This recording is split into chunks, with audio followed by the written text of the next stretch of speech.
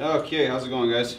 Very good. Good. So, welcome to Drum Tuning 101. We're basically here to cover all the basic topics of tuning your drums. Hey, guys. Hi. Grab a drum key on your way in. So basically we're going over all the things that are essential to getting your drums to sound as good as possible, from head selection to the actual tuning to different tuning aids, things you can do to make the tuning process a little bit easier, tips and tricks, all that kind of fun stuff. There's some more seasoned vets in the audience too who can, you know, if they've got any pointers too, feel free to give them out. So this is kind of a interactive type thing. If you got something you want to say, just let us know. So, okay, so the basics, we're going to start with drum heads. That's pretty important. So, a couple different things to know. So, the top head is always referred to as the batter head. That's the side you hit. That's pretty much the most important side. Bottom, resonant head. So, when you're doing a snare, it's a little bit different than other drums, where the snare, the bottom head is paper thin, especially in comparison to the resonant heads on a bass drum or a tom or all that kind of fun stuff. Usually on a tom, you can get away with throwing any kind of single ply batter head on the bottom and it's gonna work as a reso. Where on the snare, that's not gonna happen. So just something to keep in mind. There is a specific snare side head. We keep them in the top shelf in the drum room. They're pretty easy to find. They're usually pretty cheap. So that's the basics of that. Then from there you've got single ply versus double ply heads. Single plies are usually one film of Mylar, usually 7 mils, 7.5, depending on who's making it, kind of thing. And then there's double ply heads. So the main difference on 2-ply heads is you're going to get durability, a more focused sound, a little bit less resonance, but definitely better for, you know, you're hitting harder, you're playing a little harder, that kind of stuff. Single ply heads are more open, they resonate a little more. They're particularly good if you're playing lighter type stuff, different, like, you know, jazz and country and lighter types of music where you're not beating on them very much. You know, you're playing rock and metal and stuff. 2 plies, pinstripes, G2s, all that kind of fun stuff is kind of where you want to go. Particularly on the toms and kick and all that. So there's that. And then the other really important thing to keep in mind with choosing your drum heads is clear or coated. So clear is going to give you a much more open sound. It's going to be, you're going to get more kind of resonance and more attack out of it. Where on a coated head, it's going to be dialed back a little bit, a little more warm, a little more focused. So between all those things, clear and coated, single ply, double ply, you kind of come up with a combination of what works for you. If you like a lot of attack and you're hitting really hard, you probably want a clear 2-ply head. It's going to last you longer. It's going to sound better when you hit it hard, versus a coated single ply head is going to be a little better for, you know, if you're wanting a drier sound, you don't want it to ring out quite as much and you're not hitting that hard. Really good for that. Now there is an exception to every rule here. You know, certain 2-ply heads are going to have the opposite of what I just described. Like I said, there's really an exception to every rule, but each drum head is made different. So, any questions so far? Yo. If you're going to play brushes, like if you're using brushes and things in that genre, you're going to want a coated head? You want coated, yeah, absolutely. So, coated, clear heads don't really respond to brushes, like, at all. So, yes? Coated or white? Yeah, like these guys, this is a coated head. So you got kind of a rougher texture on it. Like I said, with the brushes, you're going to get that sound, where on a clear head, this one's almost clear, doesn't really do anything. So On the opposite side of that tone. yeah. Yeah. So thanks, Barry. Okay. So the other thing you want to consider when you're picking out a drum head is what drum is it going on. Snare heads are kind of a totally different ball game in comparison to tom heads and kick heads. You go and look at the 14-inch heads in the drum room, and there's a ton. There's a whole bunch of different types, and each of them has its own kind of specific application. You get ones with power dots in the middle, give you more attack when you hit the center of the head. Generally speaking, most guys like single ply heads for snares, but a really good exception to that is something like the HD Dry. That's a really good one, especially if you're hitting harder. That's a fantastic snare. That thing blasts like a shotgun. Good for blast beats too. So yeah, really good head. That is kind of the exception to the rule that most people go with single ply heads for the snare. But tons and tons of different ones to go with. Evans, Remo, Aquarian, they all make really nice snare heads. Tom heads are a little more basic. Like, you pretty much just have single ply, double ply, Emperors or Ambassadors for Remo, G1s and G2s for Evans, that kind of stuff. They're usually a little more simple. Most people tend to match up the heads that they're using. Like, they'll go a set of G2s all the way across, that kind of stuff. Some guys like to mix and match for fun.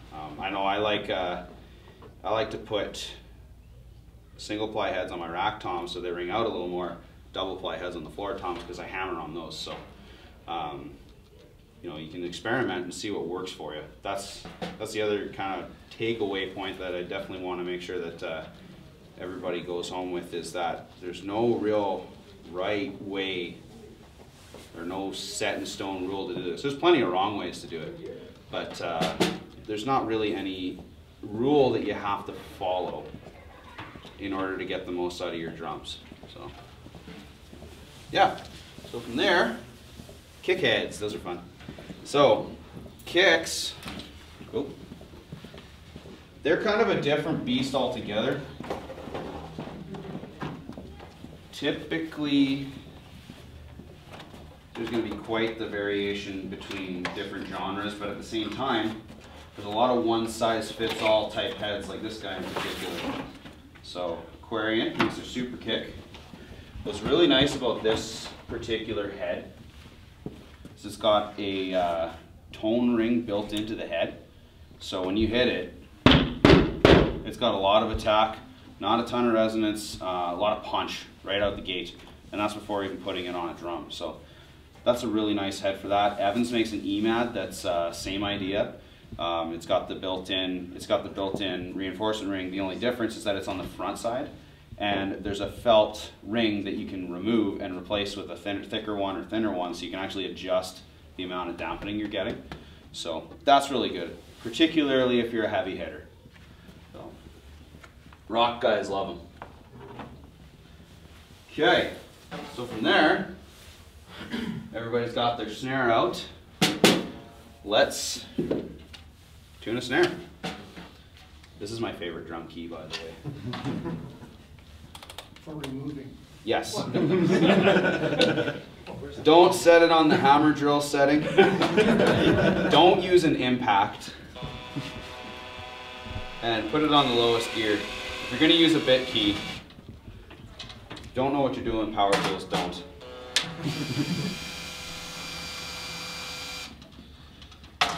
But I like it because it's the best of both worlds for both my jobs.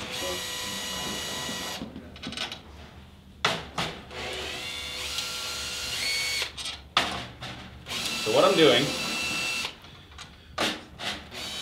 same idea of changing a tire. Anybody know how to change a tire? You know how to change a drum head. All right. So what we're doing, we're going back and forth across. So if I'm starting here, then I loosen off here afterwards and just go back and forth. Nice even tension all the way around.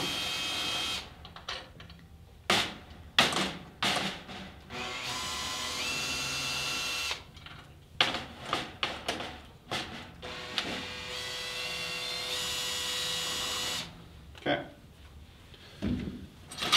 So that's all off. You got this snare skin that looks like the surface of the moon here. So we're gonna replace it with one that doesn't.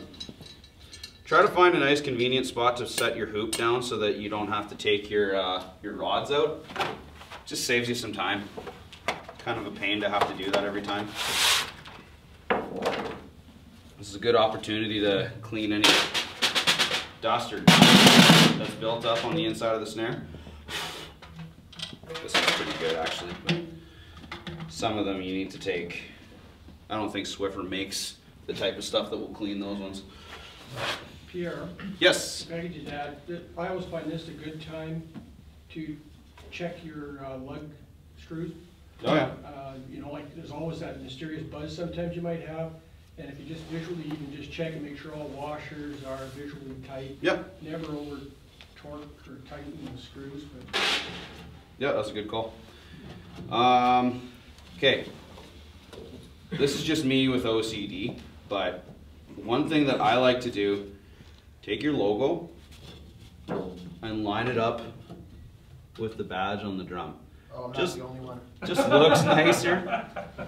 It just looks nicer. And like if you go to the drum room and look at any of the snares that are sitting on the floor, any new one is probably going to have the logo lined up. Well, and whether you're left-handed or right-handed, if you put the logo up top where you like to have the snare strainer release, Yep. then you know that everything is just so when you get your rig set up. Yeah, it's just a consistency thing. Just keeping everything neat and tidy, and it's, there's something to be said about having your stuff look nice, Okay, same thing with this guy. There's a little logo on the hoop on this Mapex Black Widow snare. So, available now. So we're gonna line, this one is actually a used one. Selling for the low price of $245. oh, So I'm sending an email right now. it's actually a really good deal on that. So, okay, so what I'm gonna do now. So we got the new head on. I'm just gonna put all these little tension rods in the lugs here.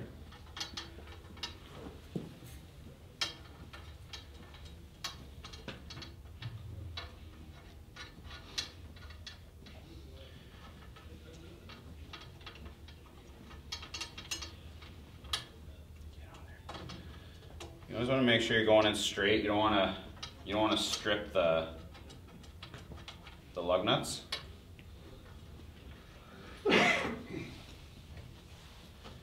Sometimes, especially on like older and cheaper stuff, sometimes they don't always line up right away. So you just got to be extra patient and just take a little extra time. Make sure you're getting those in the right spot.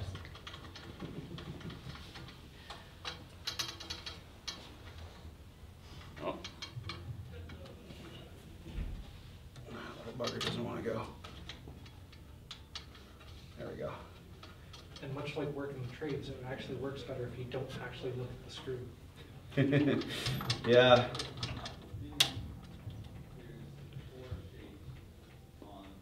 The problem is if you don't look at it though, and you miss the joist. Is that 245 with the new head? Yep.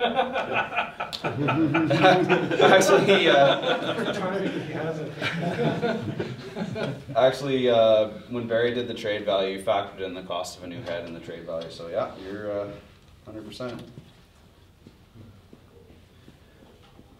I'm in a good mood today. I'll even throw in the labor. I'm waiting for a response from the text I sent to Brad. Oh. So what I'm doing here is same thing. We're going back and forth across from each other. Same idea as changing a tire. I got a question. Do you ever, what do you use to, like, say, touch up oil for your hardware? Do you ever just keep it moving good? I've never had to. Vaseline. On some kits, yeah, Vaseline. On some kits, when you buy one, it'll have a little container with some grease in it that you can stick in there. Like I said, if it's there, I'll use it, but it's not something that like I'll go out of my way to grease up the lugs. You certainly can, and it does make it does make putting these into the tension rods a little bit easier. And yeah, you do want to make sure that you don't strip your threads. Like this guy. He's being a little bugger here. Oh, there we go. And a lot of times, when they come out of the box, they're going to have some grease in there anyway. And it's usually enough to last you for quite a while. Okay, so now we're going to check. Everything is hand tight. So we're not using the drum key yet. Everything's as tight as it'll go by hand. Doesn't sound great yet, but we're going to get there. Okay, so now what I'm going to do is take my drum key and we're going to go like, let's say half a turn per lug. Back and forth. And you're going to kind of be able to feel, as you tighten some lugs, other ones will loosen off. And so if you see me turning more than half a turn, it's because having done this enough times, I can feel the right amount of tension. And so what I'm trying to do is just kind of get everything nice and even. Even tension throughout is the name of the game here. Any differences between a cast hoop and a pressed steel hoop? Oh yeah. To take into consideration? So when you're using a die cast hoop, because the hoop is way more rigid, it tends to make this a lot easier. The tension just kind of almost evens itself out just because of how hard the metal is, where these flange hoops are a little more malleable. So you just gotta pay a little more attention to make sure that you have even tension throughout. Same thing with wood hoops; they'll bend too quite a bit. But so far, we've got a little bit of tension on it. Not bad, but we're gonna keep going. So once I get it to a point where there's a little bit of tension on the key, now I'm going to a quarter turn per lug. And again, if I notice that one is tighter or looser than the others, I might go a little more or a little less. It's just something you learn as you go. So, okay. I still want it a little higher. Every drummer is going to have their preference as to where they like their drums to sit. I tend to tune my snares a little bit higher. So, what I'm going to do next, be very careful doing this. I'm going to stretch out the head. Just give it a quick little CPR motion. And don't reef on it. It's just, what we're doing is we're stretching it out so that as the head sits, it's not going to, stretch out itself, and it's going to stay in tune longer. I'm going to put that key. So you loosen it off a little bit, but it'll keep it in tune longer. It's the same idea as if you're restringing a guitar, you're stretching out the strings. Same idea. That crackling sound is normal. You're not going to break anything. Unless you try to tune it all the way, then you're going to break something for sure. And every drum kind of has its sweet spot. Like every drum will react a certain way to a certain head in a certain tuning range. So you kind of get to know your own drums and see where it sits and what works well for it. Some heads work better than others. Some tensions work better than others. And depending on what type of music you're playing, if I'm going to take my snare and go play a metal gig, I'm probably going to crank it. But if I'm going to take that same drum to a country gig, I'm going to back everything off, just because certain frequencies just sit better, So in this case, because I'm a headbanger, we're going to go high. Okay, so that's a pretty decent spot. And higher end drums tend to have a bigger sweet spot, like a wider tuning range. And this is a good example of a kind of good all around one size fits all snare. You could take this to kind of any type of gig and it's going to sound good. So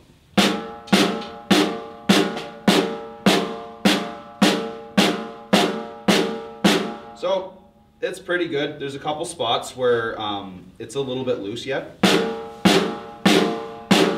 one seems a little bit low, so we're going to crank those up a little bit.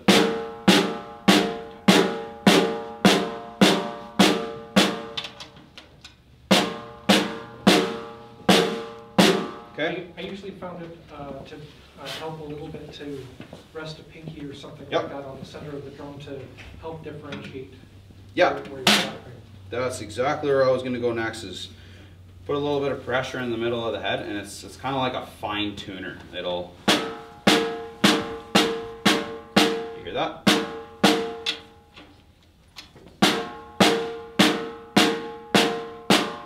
Oh, there's one.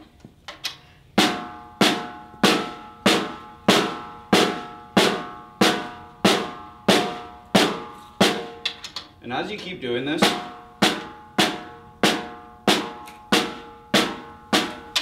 your ear will get better. So yeah, that's pretty good. So like I said, as you do this, your ear is going to get better. You're going to get better at tuning. It's as much of an art as it is a science. Like it's something that it takes a long time to get really good at. A lot of drummers tend to just not really bother with learning how to tune their drums because it takes a lot of effort. It's not something that's you can just be bam tuned in, you know, in 2 seconds. It's not like tuning a guitar where an E never stops being an E unless you're changing to a different frequency. But it does take some time and effort to get good at tuning drums. So it tends to discourage a lot of guys, but the more you stick at it, it's like learning to play your instrument. The more you stick at it, the better you're going to get, the better your ear's going to get, and you know, the better you're going to be able to take care of your own gear. I'll happily tune somebody's drums for them and line my own pockets, but if you can do it yourself, then you don't have to have somebody do it for you. So, you know, it's just like any other, you know, any other instrument that you play. You learn how to take care of your own stuff, you're going to save time and money taking care of it yourself. So.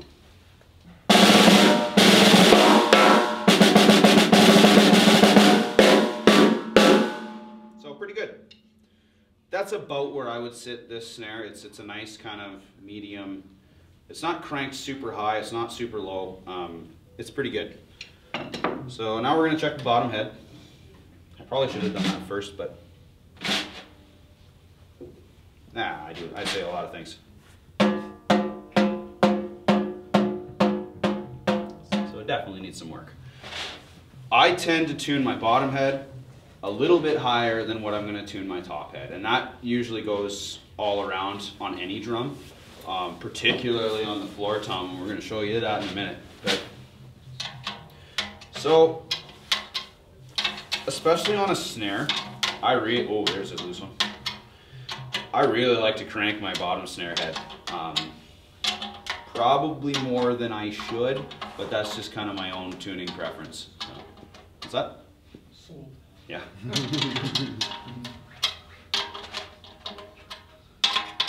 Yeah, this one definitely needed some love. Now, whether it's tuned slightly higher or slightly lower than the batter head, is that genre dependent as well, or is that just a taste thing? For me, it's mostly a taste thing. What it tends to do is it kind of gets rid of a lot of those unwanted overtones that a lot of guys don't like, which become a lot more apparent when you put a mic on it. Well, I've seen at least one online personality for recording purposes. I'm not going to say who it is, but I think you know who it is. There's kids here, so we'll... Yeah. And he advocated for recording purposes intentionally on batter heads, leaving one loose so you have the wow in the top head so that it doesn't ring. And that just made me itch because that's not how you... Not even close, and I'll get to that in a second.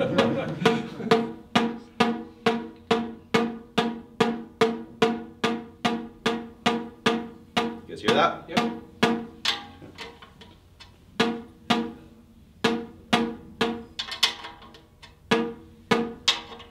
Oh, there it is.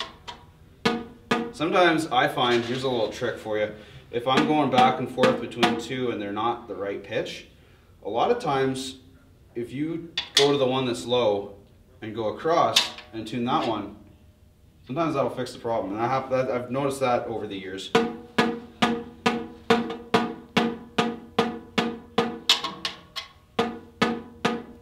And again, you can feel in your fingers when one lug doesn't have enough tension on it too.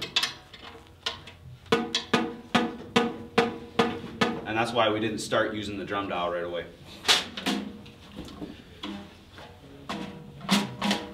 And yeah, going back to what Sean said about the about loosening off one lug or two lugs, and there's a couple of videos on YouTube that are kind of circulating where guys are doing that, and sure, it might work in the short term for what you're doing. It might do what you're looking for it to do while you're in there in the studio, but that is definitely not a good long-term solution for your drums. It's gonna wear your collars out.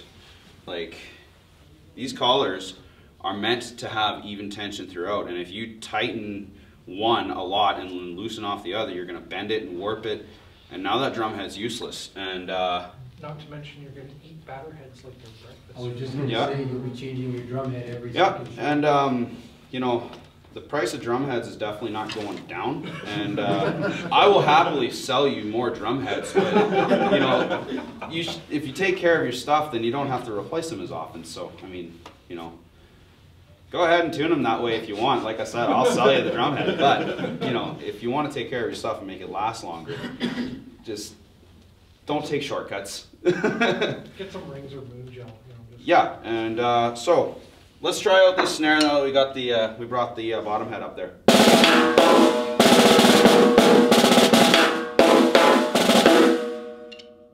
A little more ring there. Some guys don't like that ring. I do. So it boils down to preference. So what you can do, little E-rings here. They're a little tough to put in these Mapex ones because of the shape of the hoop, but we'll make it go.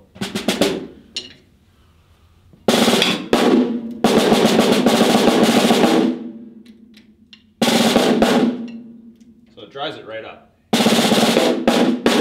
Okay?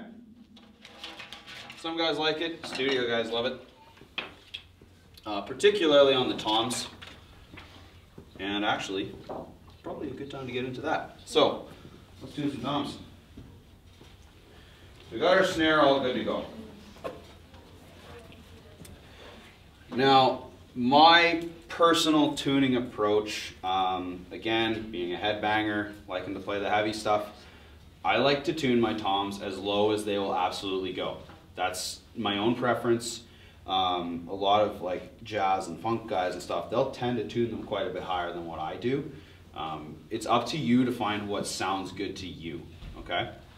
So, now we're gonna take... So, are you suggesting that you tune it to the shelling tone first and then decide if you want to go higher or lower? Is that what you're saying? Pretty much, yeah. Okay. So, what I'm gonna do, because I like my heavy booga booga stuff, we're gonna go a little, we're gonna go lower. So that's pretty good.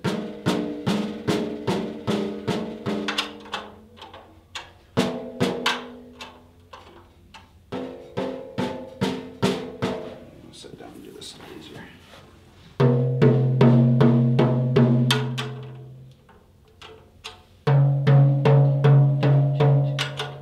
So now, like I said, for my own tuning style, it's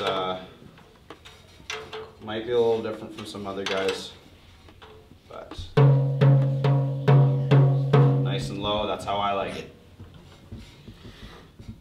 I won't give it the CPR on top because this kit's been out for a while, so it's not a new kit. I only do that compression on a new head just to stretch it out, but this is already pretty close to where I like it, so we're not going to go crazy here. But I can already feel, as I back off on the tension, that some of the lugs are tighter than others. So, nope.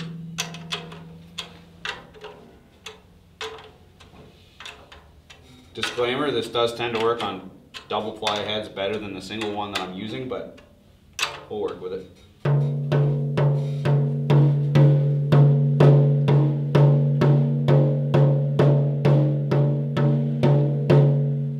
Pretty close. So we'll do the fine tuner here.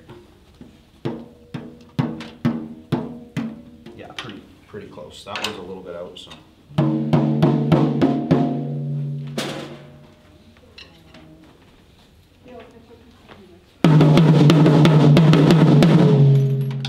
That's about where I like it, okay? So then when you go to tune the next tom, a lot of guys will like to tune to certain intervals. Like some guys will tune, you know, I'll tune my two toms to a fifth of each other or that kind of thing. And for me, it's kind of a toss-up between the right interval and how the drum responds. You want to make the drum ring out at its sweet spot. And like I said, every drum has its own sweet spot. So let's get that bottom head up here.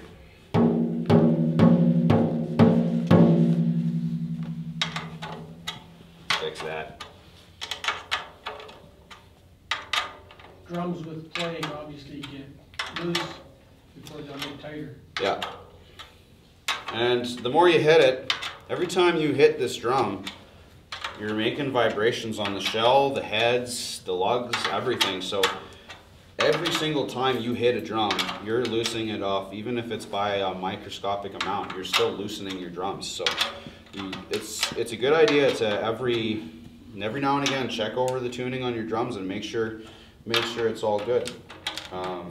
Just because they hold their tune longer than guitars doesn't mean you shouldn't check it every show. Exactly, yeah. I tend to tune my drums before every show. That's kind of my benchmark. I gig once maybe every month or so. So for me it's a good benchmark because it keeps everything just nice and even. It's not going to go out by a lot in that amount of time, but it's just a nice kind of general maintenance and everything, especially because another guy uses my drums. So if someone else is using your stuff, always check your stuff. When you're on the batter side, it's going to lose some tension just from being hit and stretched too, right? But Yep. the resonant side, not being hit, do you find any merit to the tension keepers that you can put on the end of the T-rod to keep those in place, and then theoretically those would not go out of, Yeah. they wouldn't back off as such? Yeah, like I've personally never done that, but yeah, definitely. We sell them on the front counter in the drum room. There's they're called lug locks, and I think they sell for 60 cents each, something like that. And what they do, they're a little piece of nylon, and they're square, so you stick them where the washer would go on your lug, and it presses up against the hoop.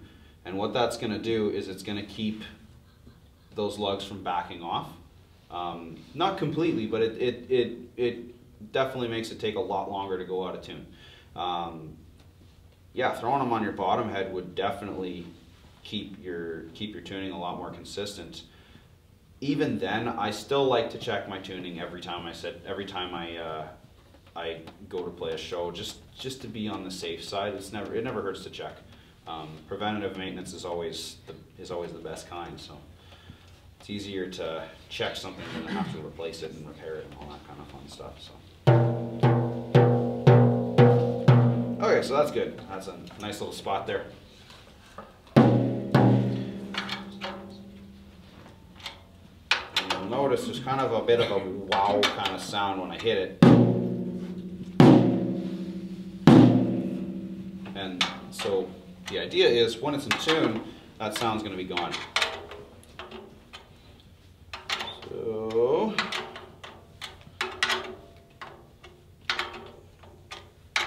almost got it into that dark and brutal range that I'm looking for. And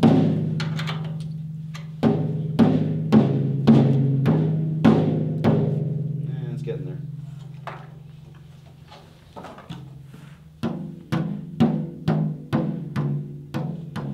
So, tuning drums definitely takes a lot of patience.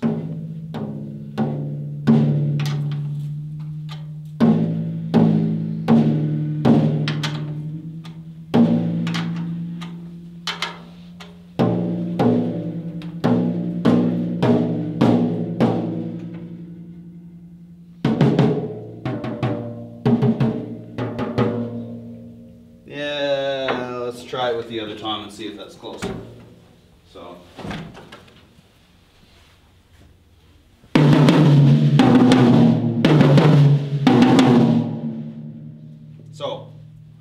I'm going to turn it a little bit lower just because I think that the interval's a little too close between the two drums.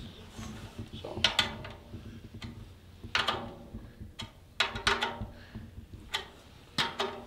Not by a lot, but we're going to.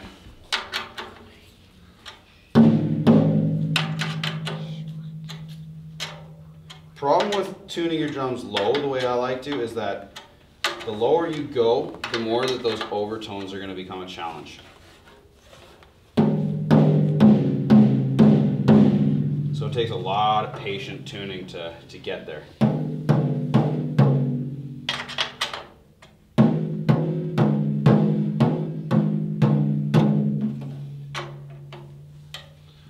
So those two sides are a little bit out.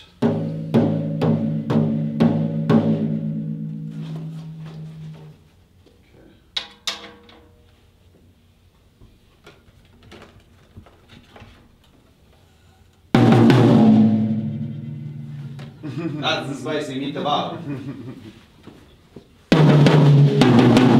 That's exactly where I want it. Okay. And now it's time for the doozy.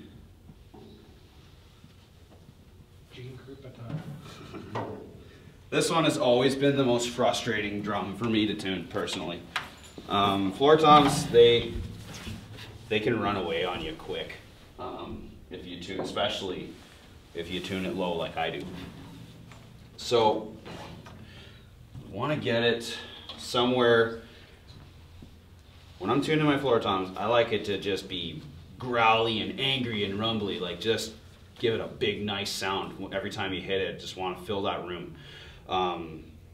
The downside is if you don't tune it properly low, it's gonna rumble and the wrong way, and you're gonna get overtones like crazy. If you throw a mic on it, the sound guy's gonna hate you. So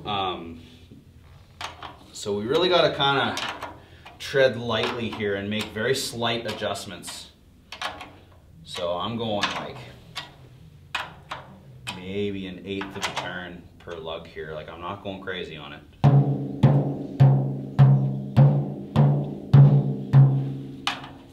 But I still want it even all the way around, and we're definitely not there.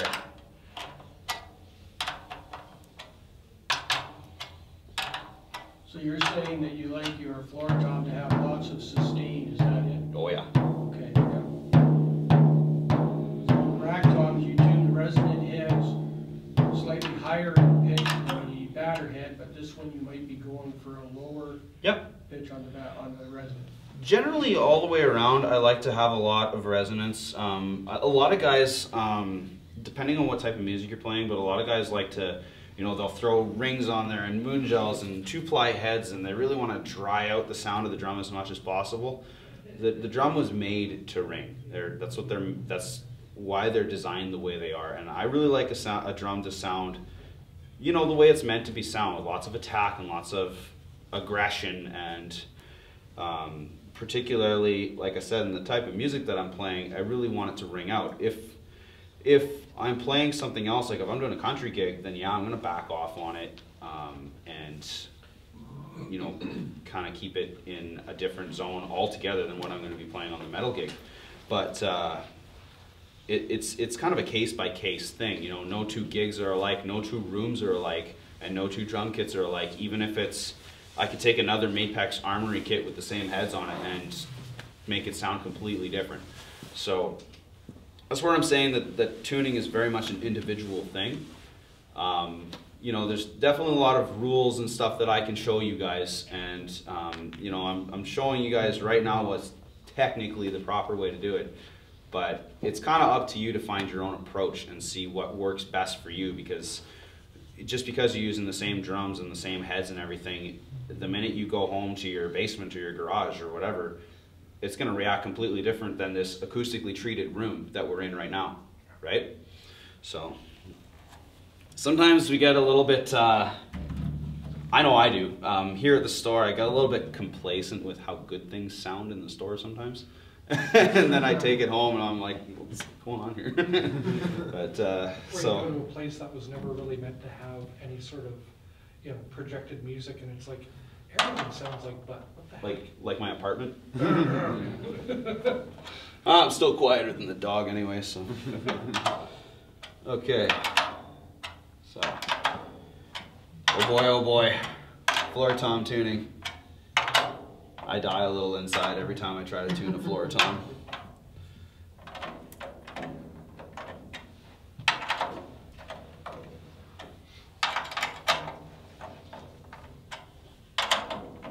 So what I'm doing, I'm just kind of backing everything off just to get it kind of close to where it was when I replaced the head on this one. Remember how I said get everything hand tight first? That's kind of where I'm going with this. I just want everything nice and even. Like if I hit it right now, it's gonna sound like garbage. But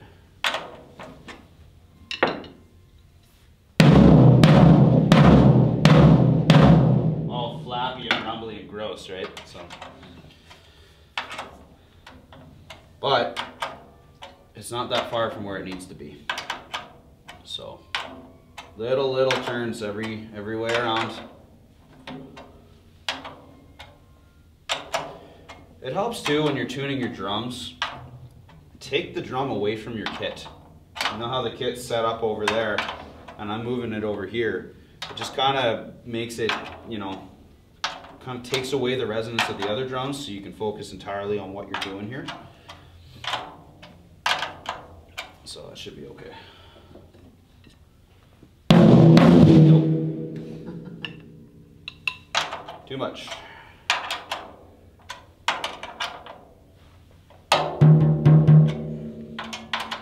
I might even bring that bottom head up a little bit. We'll see how it goes. One thing you're going to learn when you tune more drums yourself is that it's very much a trial and error thing. When a new snare drum comes in, Barry, Theo, and I can spend like half an hour just tuning the drum just to see how we can get it to sound. But there's so many different ways it can go.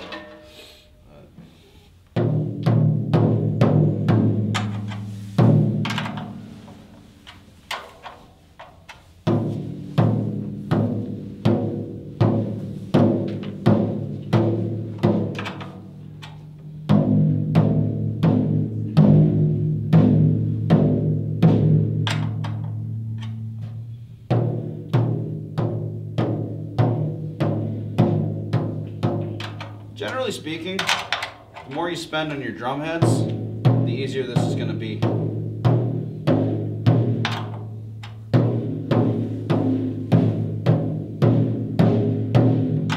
That's not to say that a drum, just because it's expensive means it's automatically good, but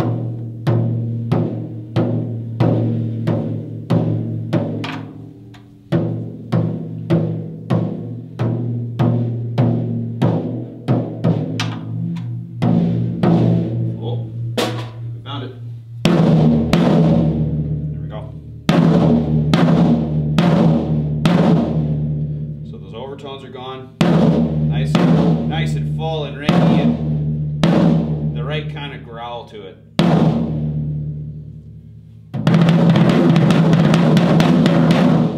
Okay, so let's see how it sounds with the other tones, because all that tuning means nothing if it doesn't sound good altogether.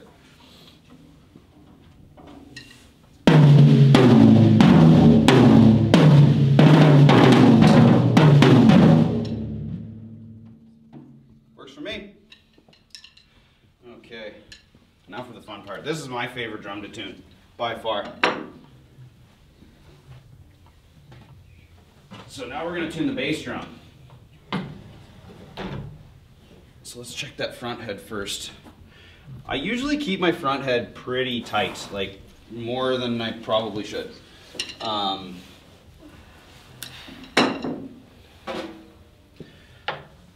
like my bass drum to be nice and punchy, and I find that when the front head's a little tighter, it tends to ring out a little more and just give it a little more oomph. Because if it's dead, it just kind of sounds thuddy and that's not what we want. Pretty good.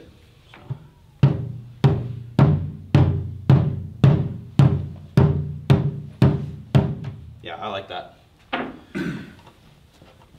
Same with the, yes.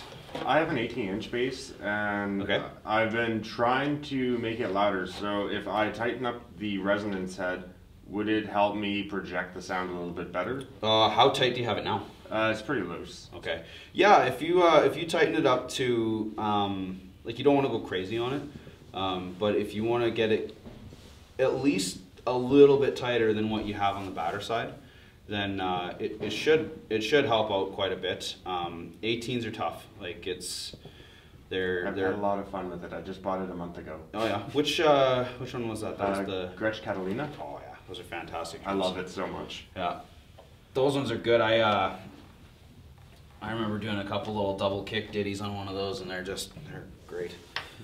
I can't remember what this friend of mine was using, but he also had, like, he has one of the jungle kicks with an 18-inch kick. And he had a really weird tuning system. Like I said, I don't know what kind of heads that he used, but he had a super tight resonant head, and then his batter head, you could, like, almost push in half an inch. And you couldn't do any technical work. Like, this was not something that you'd have with, like, a double drum setup. So it wouldn't have too much bounce to it? No, it wouldn't. It didn't have a lot of bounce to it, but my God, could you project with this thing? It sounded like a 22. It sounded like a monster.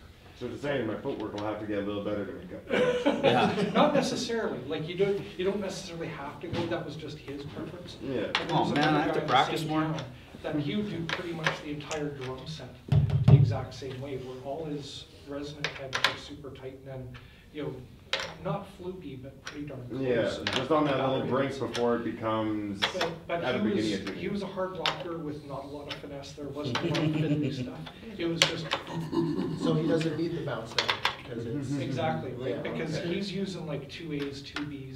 He's and kicking so hard it's basically gonna bounce he's using off one anyway. mistake. And he's like, he works a trade. He doesn't care how much the heads cost, because he's replacing them every 2 or 3 shows. Oh, that was Oh my god. Because he just likes it to sound the way he likes it. And if he can't Too take much. your head out when you're at the back of the bar, then he's not doing it. Yeah. Did I mention he doesn't mic? Yeah, he doesn't mic. Oh. Doesn't need to. Oh god. Oh god. And he's not even built like a beast. He just hits like one. You don't got to be built like one. I don't You know, know- a small puppet. Yeah, fair enough. I know a particular little guy who can hit really hard. Yeah. So you're animal. Oh yeah, pretty much. Okay, so I'm going backwards here, but yeah. Oh. I heard that.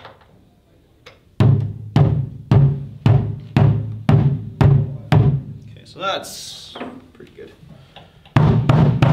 Kind of came sort of pre-tuned. I should have loosened it off before we started here, but it's okay. Let's give her a grab kick pedal. Oh, maybe point it this way so I don't blow your faces off here. Thank you. Great to be. Oh, hey Pete, how you doing?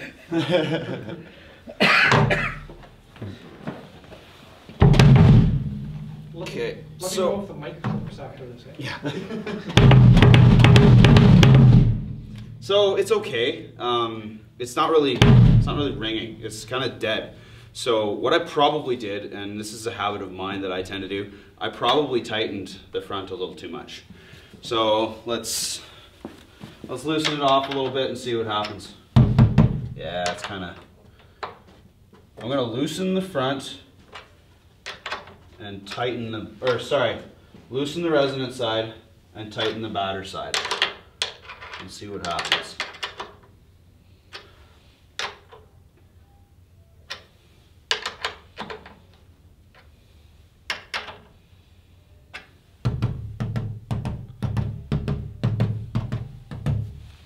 Okay.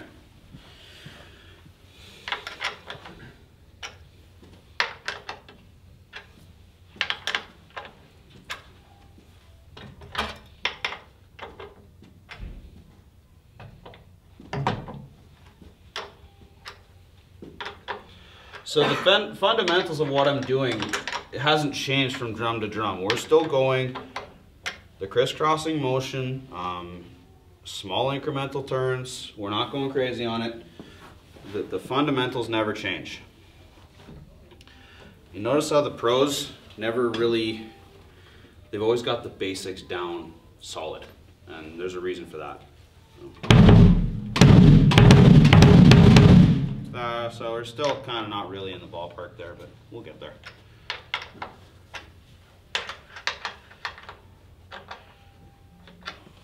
Pressure's on, Barry's here. My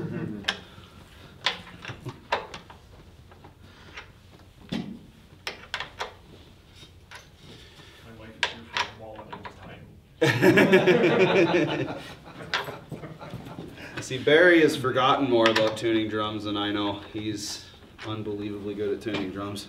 Okay, it's getting there. So, for me, tuning a bass drum is a very fine, delicate thing. Like it's, let's try loosening it, see what happens. So, when you're getting that all tuned up with closed heads, what would a drum port do to that sound with that tuning? Well, kick port will tell you that it brings out the low end, and it does to an extent. That's another accessory that you can get. The kick port kind of looks like a little speaker cone that goes in the hole that you cut. And yeah, it definitely does bring out a lot of the low end on certain kicks. I find I have one and it works fantastic on some drums and not so much on others. So it's kind of a... Does that, how much of that depends on drum diameter, or and how much of that depends on the type of skin that you put on it in the first place? I actually found diameter wasn't so much the issue as much as depth. I put it on a 20 by 18 and the thing just rumbled like thunder. But put the same kick port on a 22 by 16 deep and I couldn't get anything out of it. I had to take it out.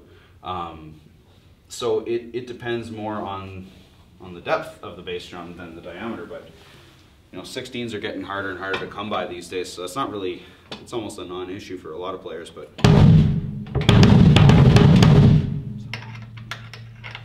And the difference in the sound from a felt batter to a hard wood or plastic? So, a few different types of batters that you can get. There's wood, there's felt, there's plastic. I've even seen some made out of tennis balls. And each one of those is going to have a different effect on the attack of the kick drum. So from softer to hardest, you're going to get less to more attack. Like the felt is kind of your, it's kind of your standard all around. But as you add a little more, as you add the plastic and the wood stuff, you're going to get a lot more attack and a lot more punch out of it versus that. If you're using the plastic and everything, does it wither down the batter head faster than the felt? Yeah, you can get patches, and I definitely recommend throwing a patch in front where your beater hits if you're going to be using plastic, especially wood beaters, because that's you're gonna kick through your head in no time. Where it's almost a requirement if you're going to get those kind of beaters on there, because like I said, guarantee you're going to bust through a $70 bass drum head in a couple of weeks, so nobody wants that. So Evans makes a bunch of different patches. Remo does too. Evans has ones that are made out of felt, clear plastic, Kevlar, just in case you want to shoot at it. Okay, let's try that.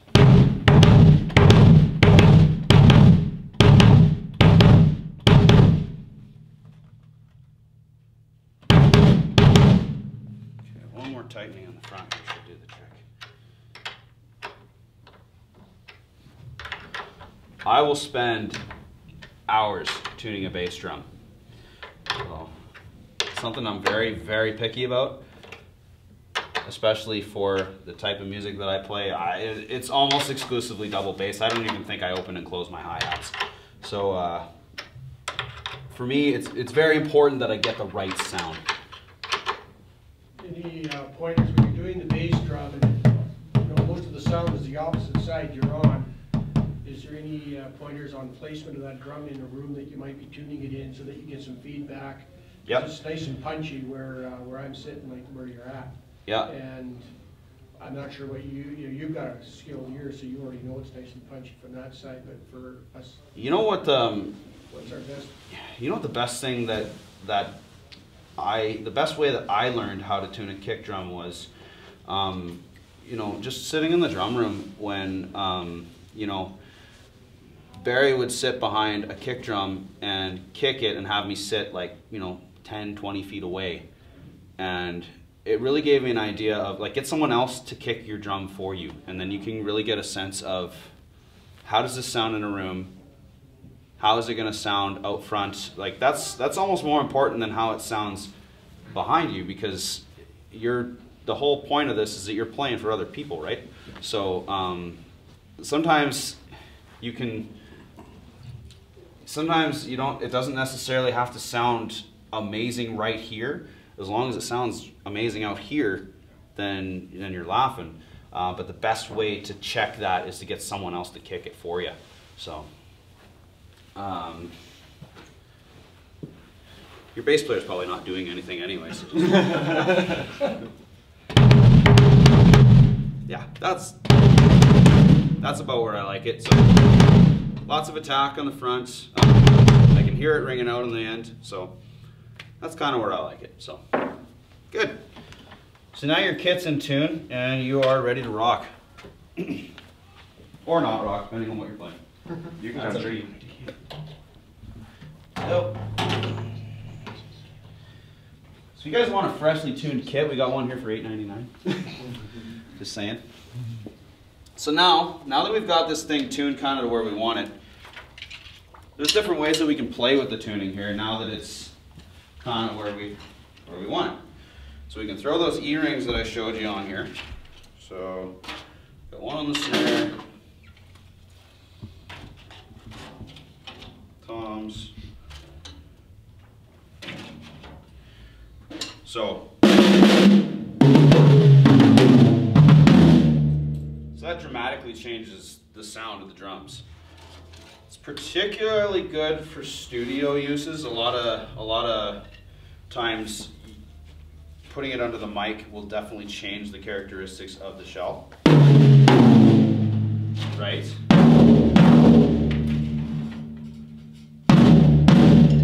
Okay. So it's definitely good if you're running a studio. It's always good to have a set of E-rings handy.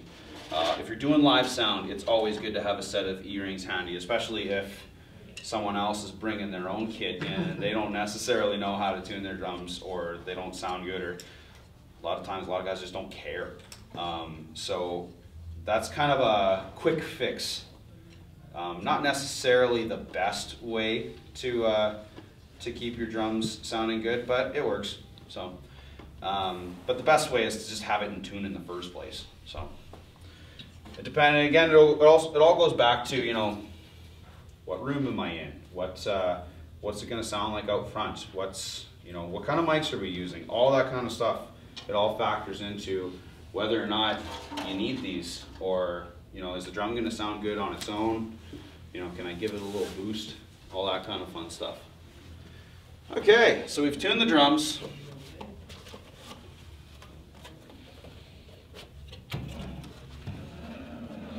So now we're going to go over some toys that you can use to make the process a little bit easier. So I've got my drums to where I want them. They sound good to me. How do I keep it that way? Drum dials are really handy for that. What you do, this little tab here butts up against the rim. Press it down. It's a little awkward with these Mapex ones because of the little lip here, but so I've got the drum dial. It's telling me 91 on the little tension dial here. Okay. So the way it works, it reads the amount of tension on the head. You go from lug to lug, and if it's all even, you're laughing.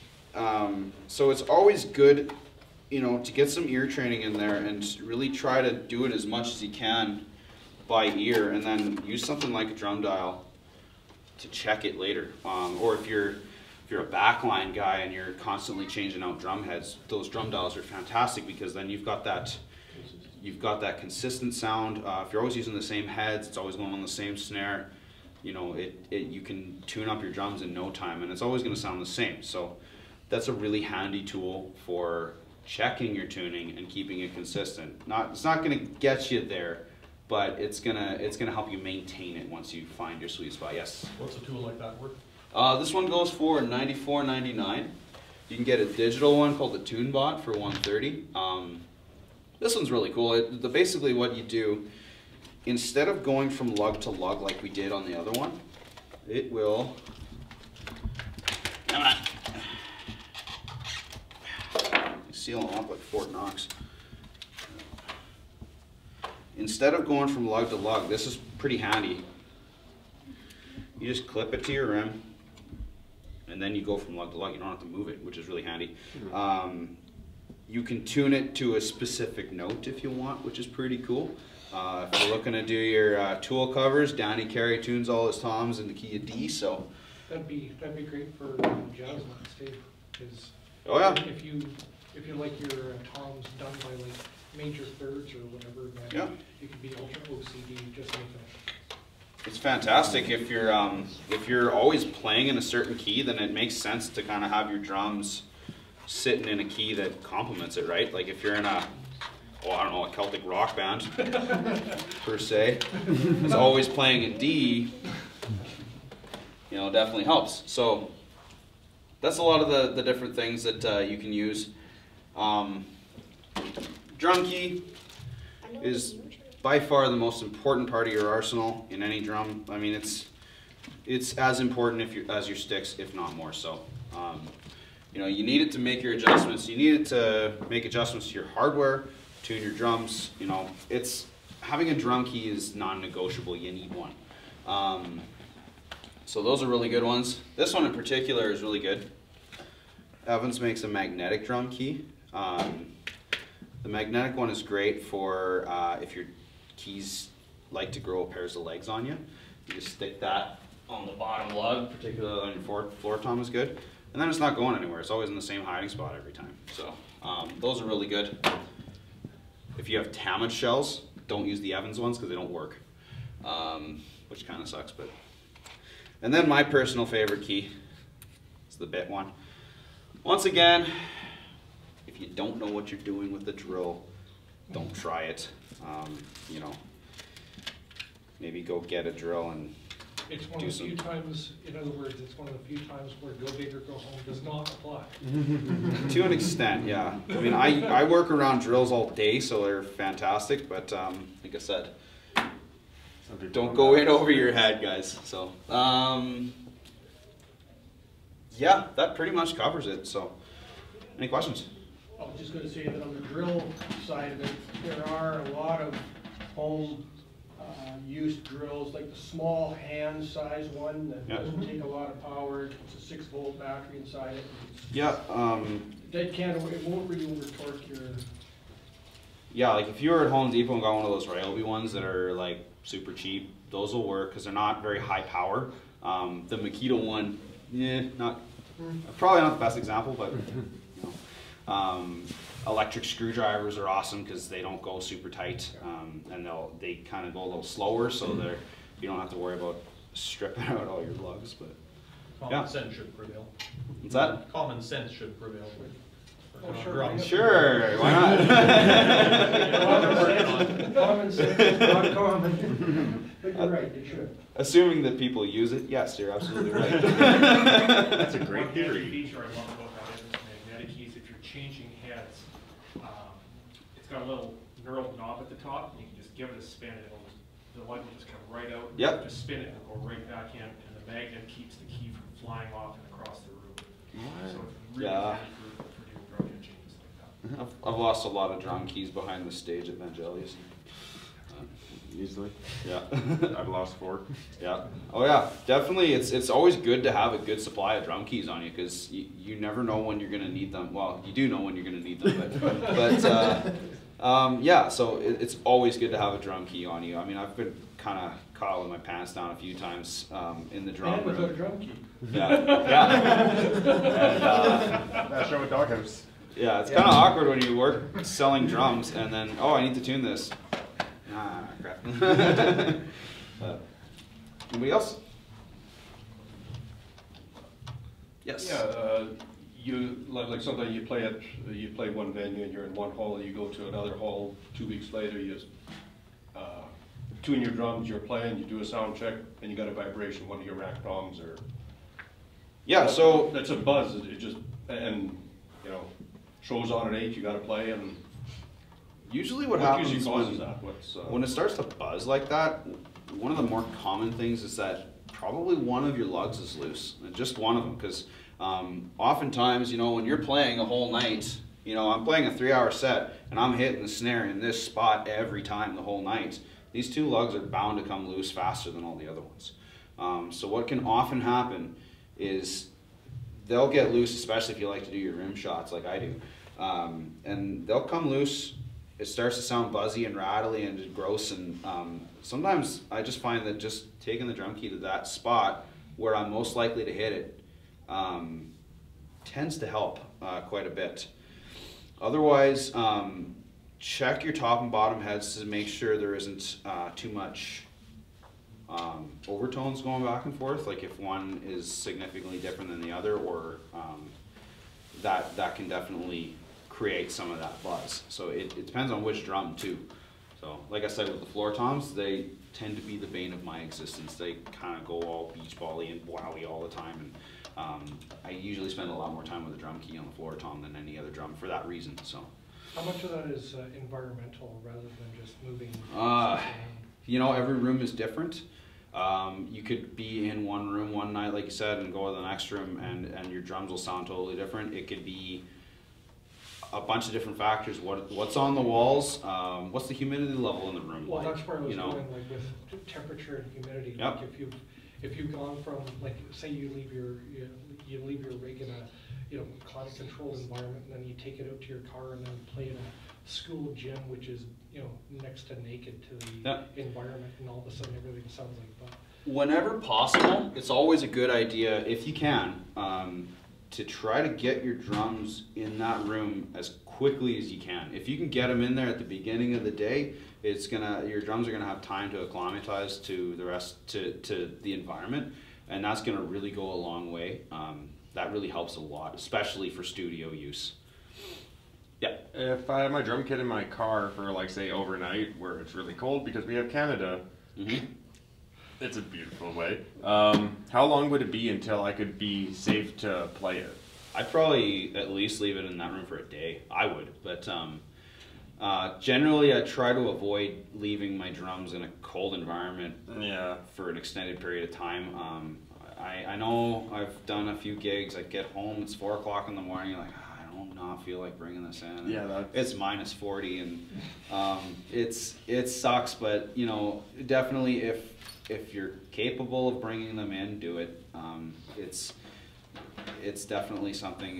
It's another one of those things that just taking care of your stuff, and